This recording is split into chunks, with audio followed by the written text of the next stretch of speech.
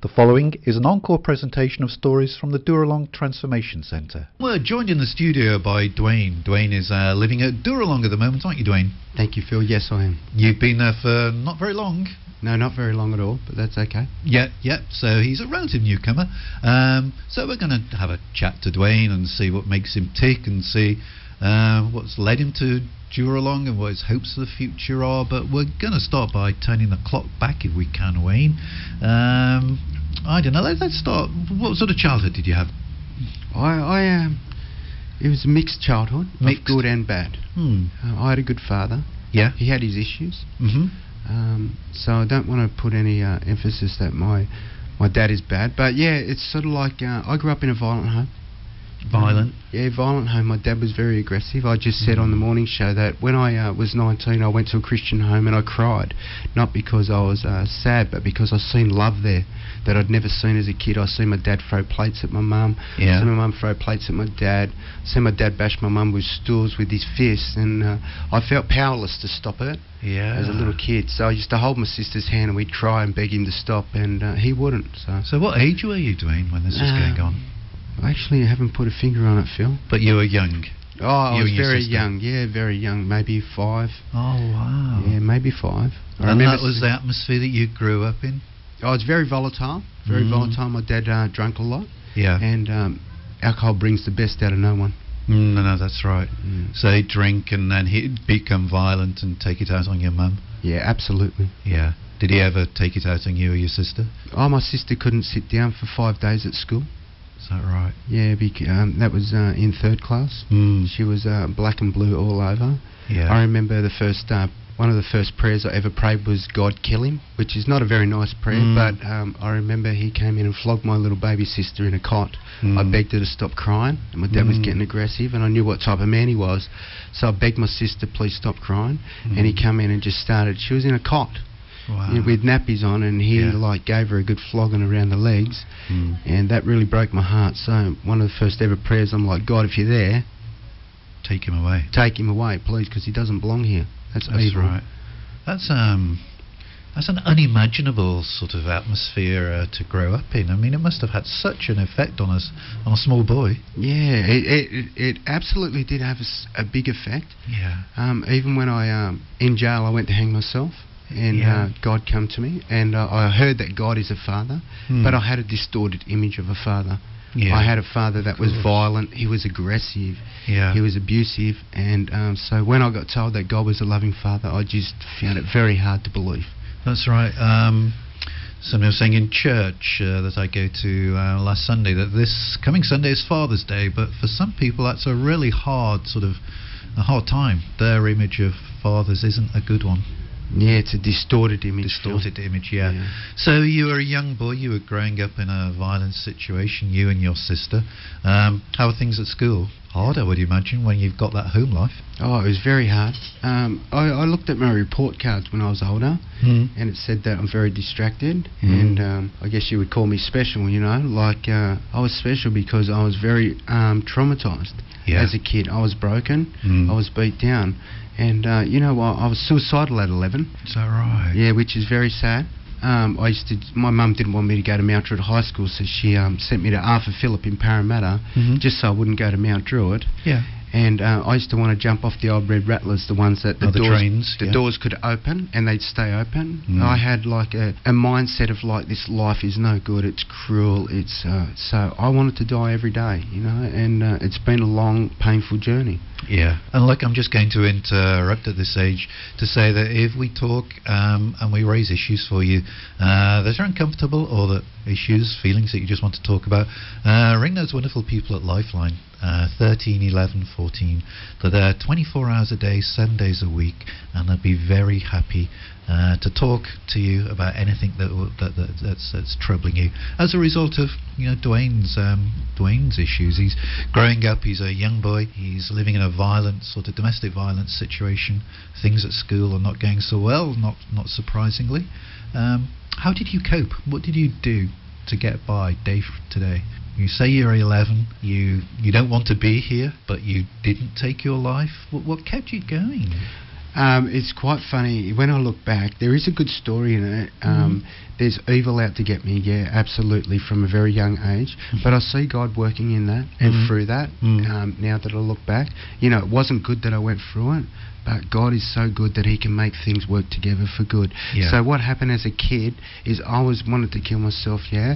Well, I seen an angel, Phil. I know some people are going to say I didn't. It didn't say anything to me. She just stood there. She was a lady, all dressed in white. She was glowing and she just smiled at me. So what that done, it gave me a faith and a belief that there was something out there. So when I say I wanted to kill myself, I did.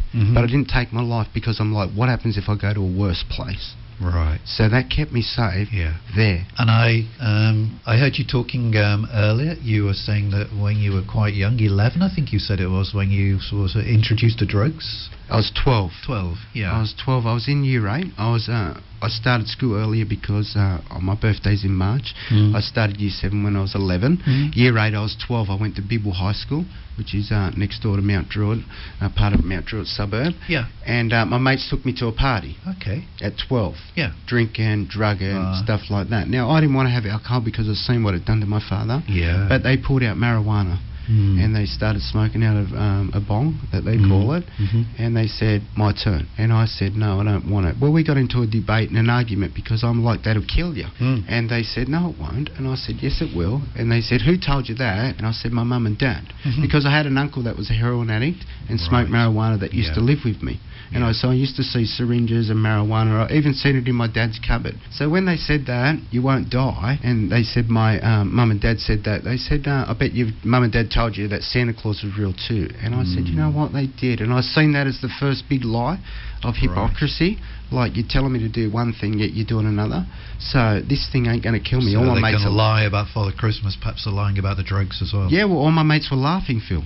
It wasn't like they were dead. I'm like, well, you're laughing. Why are you laughing for? You're still alive. Yeah, so I had it and I laughed. I really did. So it sort of like bred a bit of peace. Yeah. But it did kill me in the long run because I'm in a training centre now, not a rehab. I'm in a training centre trying to be trained up to be a man. That should not have been the purpose or the calling in my life. It was never God's plan to do that to me. But because evil's out there and evil has no respecter of persons, I was involved in evil. But thank God he's good and he sent Jesus Christ to heal my broken heart. And he's doing that now. Oh, he is good. He is good. He is good. I mean, this story starts bad, but it gets good. Oh, it's a fairy tale ending. It is. That's good. So put those tissues away. This is going to have a real good ending. So you're an 11-year-old boy. You started taking drugs. What about your teen years, your early 20s? How are they going? What about employment and relationships and all that sort of business? Oh, relationships. I never got taught how to have a relationship. It was, like I said, violent father. So no role models in your life, were there? Absolutely not. So I became a violent man. The man I hated, I became. I became a violent man. I was abusive towards men. I was abusive towards women. I had no respect for anybody. That's the learned behaviour. Absolutely. It was learned behaviour. And so I became a violent man. I became an aggressive man. I became a man that abused women, took advantage of women. And I thank God that he's taken all that away. You talk about this person as if it's another person, like it's not you. It wasn't you. No, it's definitely me. It was you? It was definitely me. I take full responsibility. I own it. You know what I mean? Because I don't want to be a person that sort of like goes, you know what, poor me. No. I don't want to say poor me. I want to say, you know what, I went through that, but I can change it by the grace of God. I think that's probably what I was trying to get at, that you are now a different person. Oh, absolutely, and I take no credit from it because I was a broken, lost, hurt, sinful, selfish man that was destined for nothing. But now I have hope, I have a future, I have a vision. Wayne has grown up in a really violent, sort of domestic violence situation. At a very young age, he's turned to drugs, and this has really been your downfall, hasn't it? The drugs, Dwayne? Oh yeah. When they said it was going to kill me, I didn't realise that it would be a slow process. I thought, once you had a cone, you died. You know, and I didn't realise that it was a slow process, Phil, because at the age of 12.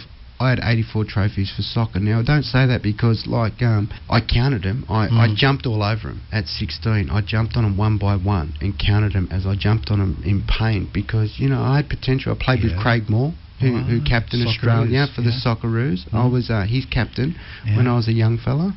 So I had potential. At year 7, I was first out of 222 students for physical education. Oh, wow. Because I was very gifted at sport. But drugs seemed to rob.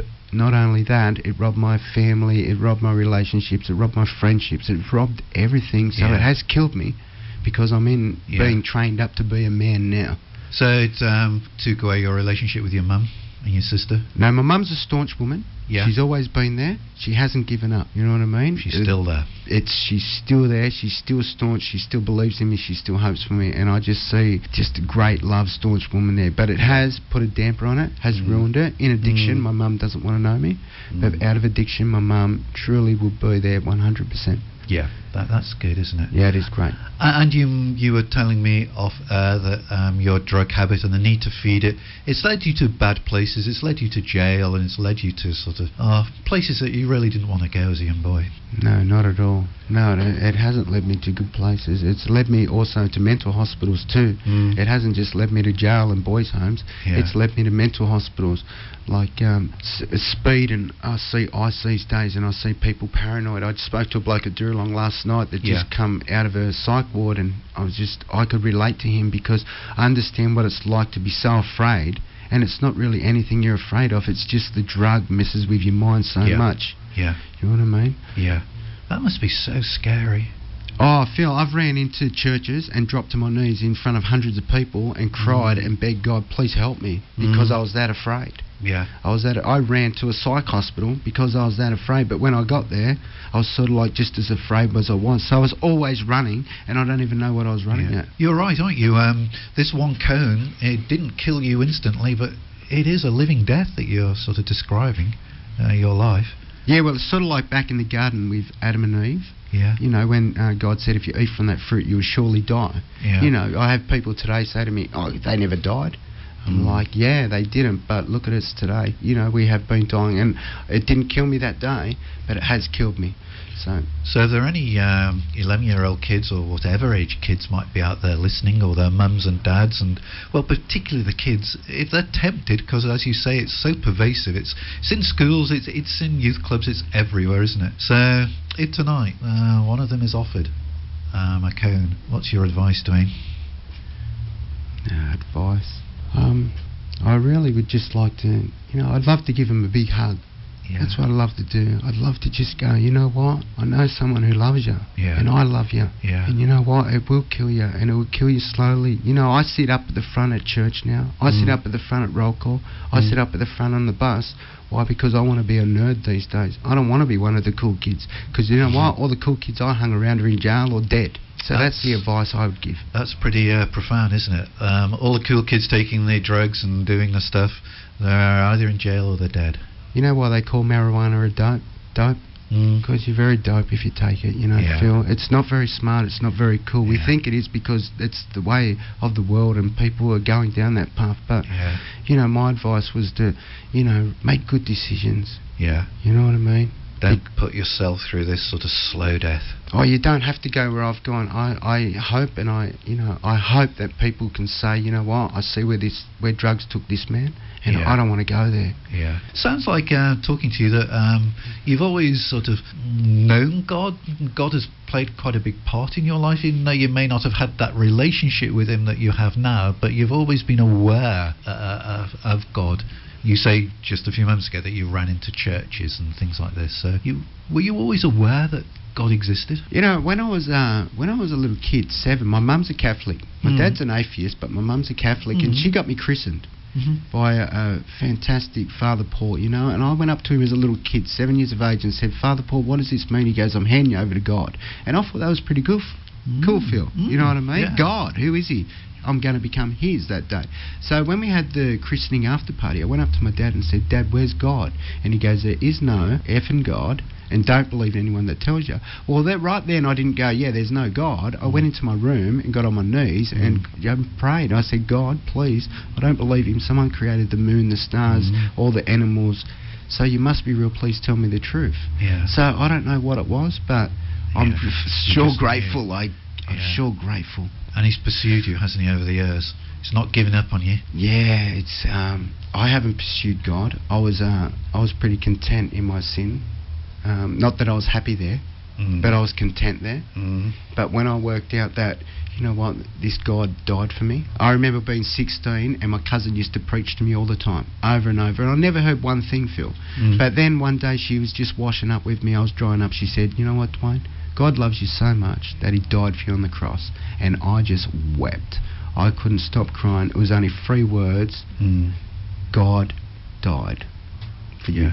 4 words. Yeah. God died for you. So profound. Oh, it was amazing. I'd never experienced love, and that day I heard that Jesus died for you. It was sort of like, wow, someone would actually die for me.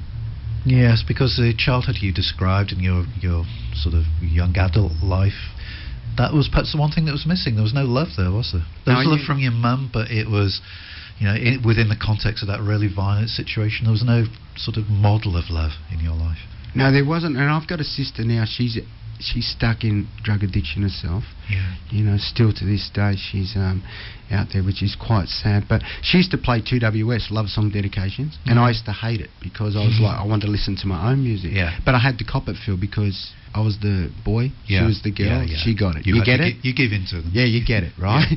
So I had to listen to 2WS because I couldn't play my music, and all I heard was love. Forever, love. And I'm like, hang on a minute, no one loves like that. Yeah. Yeah, it's a fantasy. Yeah, no one loves forever. And, you know, I had girlfriends, I love you forever. And where are they today? They're not around. So it was basically, I had that love, that wanting that love, you know, because I didn't have it as a kid, like you're saying. Okay, changing the sort of subject slightly. We know you're at Dooralong. Why are you at Dooralong? Who recommended it? Did you find it? When did you decide to ring them? How did Dooralong come into your life? Dooralong come into my life, I think it was... I went seeking for a rehab. I knew I needed to go to rehab because I was stuck in addiction, I was broken, I was hurt, I was lonely, I was isolated. So how long ago are we talking? 12 months, 2 years ago? I would go back even further than that. 1999.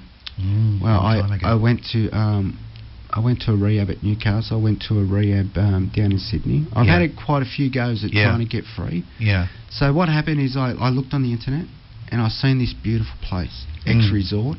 It's got a swimming pool, basketball court, tennis court. 5 stars. Oh, please. It's the greatest place I've ever seen. Yeah, it is. And I'm so blessed to be able to go there and have a chef cook for me, have people like Pastor Craig Stevens, who believes in people, who loves people, who sees the best in people. I think it's the greatest place that's set up. I see it like God's hospital, you know what I mean? Yeah. It's sort of like, I'm there to get better. Hospital of the Spirit. Yes, so it's a good hospital. It's sort of like open heart surgery because it teaches you to look at yourself and to change yourself and to be... And you know what? When they say training centre, that's exactly what I want to do. I want to be trained up to be a man. So is from somebody who's been to different sort of rehab sort of centres, is Dooralong very different to some of the others? And if it is different, in what way is it different? I went to Christian rehabs. Yeah. And it's sort of like...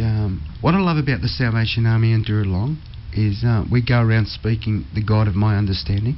You know what I mean? I understand God today as I'm talking to you, but tomorrow it should grow and become different. Yeah. So it's sort of like I understand God today to be like this, but tomorrow He will expand and grow more in me. He'll show you a bit more of Himself. Yeah, I'll understand God a bit better tomorrow. Yeah. Because if you come to a place where you think you understand God, you've missed God. Yeah, I think that's true. So that's what I love about Dooralong. I love the Salvation Army. Yeah. And their beliefs. They say Salvation Army is sort of like Christianity with their sleeves rolled up. And I've seen that in jail. Who comes? The Salvation Army. When I'm hungry, who do I go to? The Salvation Army. When I'm homeless, who do I turn to? The Salvation Army. So it's sort of like when I look for a rehab to go to, when I seen the Salvation Army, I went, you know what? These guys have got it. You know what I mean? You can mock any other church if you wanted to. I wouldn't. But the Salvation Army... Yeah. You can't do it. Because they put their beliefs into practice at the sharp end. They're just loving, kind, generous, faithful, staunch, obedient people, and I'm attracted to that. Yeah. You know, Yeah. I'm attracted to Craig Stevens, not physically, No, but I know. spiritually. Yeah. I sort of like look at him and go, you know what, you're a man. Yeah. I aspire to be like you. Yeah. I sort of like look at people like Jason and Simon and Yasha, like I aspire to be like them people because they've got it together. They've got what I want. Yeah. And it's hard work as well, isn't it? But I believe from talking to the other sort of guests we've had, they say each morning there's work to do, group therapy and one-on-one stuff where you've got to unpack all the stuff that's happened in your previous life. So it's not an easy ride being at Dooralong. Yeah, sure, it's not easy, but Worthwhile. oh, it's just amazing, Phil, that when you get... I had a distorted image of a father, and now I Yeah. see God as a loving father, so Yeah. whatever comes up is good for me. Yeah. Do you know what I mean? Like, I'm picking up rocks now. Now, people don't find that nice and good. But when I first first ever job was picking up rocks for Father Paul. Mm-hmm. So I see that like, I'm back at square one. Yeah. Let's get into it. It's not a fun job. No. But let's change the mindset and go, you know what? I'm going to get through this. Yeah. And I'm going to overcome. And I'm going to become a better man. Yeah. Yeah. Okay, it's really good to be talking to you, Dwayne. We're still talking to Dwayne this morning, and I wanted to share with you something that Dwayne mentioned to me earlier. He's been at Dooralong now for about 8 to 9 weeks. 8 to 9 weeks. And he was talking about his new sort of image of God. And you were talking to me about the works faith, weren't you, Dwayne? And the image that you used to have of God and how to please God. What was that? What was your old view of how you got on God's good side? Yeah, it was very, very hard to get on God's good side. Because I grew up in a performance-based home, it's sort of like, 84 trophies by the age of 12. Yeah, your soccer, It didn't come by accident. It Hard come by work. me working, going to training and doing all that. So when I first got out of jail after seeing a revelation of God, I became a Mormon. Oh, okay. And so I got baptised in the Mormon church and got supernatural revelations that the Mormon church was the true church upon the earth. So I went around, became a preacher of the Mormon church, but I found myself that I was never good enough. I became a works-based gospel where I wanted to go to the celestial heaven, and I felt like I wasn't even going to make it to see heaven because I didn't deserve it and I wasn't worthy on it. So it brought me into a lot of fear, shame, guilt, condemnation, just a big circle for 21 years, because I was introduced to the true gospel, that it's Jesus Christ that's taken it away, but I wouldn't put it on Christ. I wouldn't put it on Jesus. I sort of like going, no, God, I'll show you that I love you. So you still felt you had to earn the grace of God, that you had to sort of do lots of good works and be a good boy and do this and do that and earn so many brownie points before you got into God's favour. Yeah, well, people are good to feel that twisting scripture, like faith without works is dead, and that's so they get into like, once you get faith, you must have works, so work at it. But now, like, it's good because God's sort of like taken me and gone, you know what? It's all about the cross, and that grace doesn't give us a license to sin. I don't want to sin. No. It gives me a license to be powered to live in holiness. It's only a little shift, a big shift, but a little shift. It's just going to Jesus and saying, you know what, you love me just the way I am, Exactly. but you love me enough to not let me be where I am, because that's a loving Father. And it's so liberating, isn't it, that you don't have to earn God's sort of approval. He loves you anyway, and nothing you can do is going to make him love you any less. Nothing you can do is going to make him love you any more. He's head over heels in love with you. We were saying it before, Phil, that sometimes you can hear that in your mind and not comprehend it. Yeah. And I got up this morning and I put on worship and I just cried. And it wasn't tears of pain, it was tears of joy. Because I got a realisation that God is a good Father. God is a great Father. God is a merciful Father. He is a kind, loving, generous Father. Yeah. You've come a long way, Wayne. Not Wayne, Dwayne. You've come a long way, Dwayne. You've been at Dooralong now for 10 weeks or so. How's that going for you? I love it. You love it? I love it. I get up every morning and I love it. Sure, I've still got issues to deal with, and God and me are dealing with them, but that's a slow process. Of course. And God is going to get me there. Yeah. And slowly but surely. And it's not a sprint, it's a marathon, and I just take one step at a time, one day at a time. Yeah. I told you just before that I'm worried that I might go backwards, but you know what, if I take 2 steps back, I'll take 4 steps forward. Yeah. Sometimes you go backwards Just And to be God is someone still for. there if you take a step backwards. I mean, He's not happy about it, but He's still there with you. Absolutely. He's never going to leave you. I love it. Yeah, it's great. Look, it's been an inspiration talking to you this morning, Dwayne. You're very open, you're very honest. And as we do with all the guests that we have from Dooralong, we really do pray that God will continue to reveal Himself to you, continue to pour His Spirit into you, and that you just enjoy your time at Dooralong, but make it a really great time, and that your future might be Spirit-filled wherever God might take you. Yeah, it's a great place, Dooralong. There's a great bunch of people. Beautiful like bunch. We're all broken, Yeah. but I just look around and I see people worshipping God in their brokenness. Yeah. And that's what I've found, that God said to me, worship me through the storms and I'll take you through any. So it's good. Yeah. That's a good place. That's a good sort of point on which we should end this. So thanks again, Dwayne. That's been really super. You've been listening to an encore presentation of the Dooralong stories, which can be heard live every Wednesday at 10 a.m. and repeated at 8 p.m. Sunday and 1 a.m. Wednesday, right here on 94.9 rema.cc.